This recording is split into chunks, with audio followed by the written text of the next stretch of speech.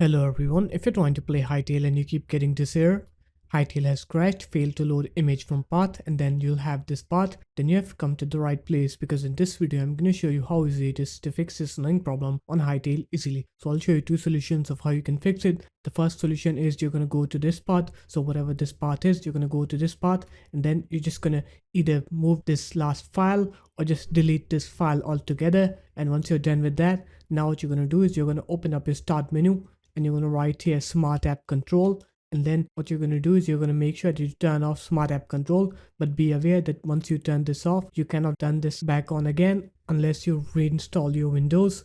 So just do that. After that you're going to go ahead and restart your computer, and once you're done with the restart, now when you come up here and try to play Hytale, you'll see that your game will now work correctly. It will load without any errors. So there it is guys, that's how easy it was. If you guys found this video helpful, make sure to leave a like, comment and subscribe to the channel, and I will see you in my next video.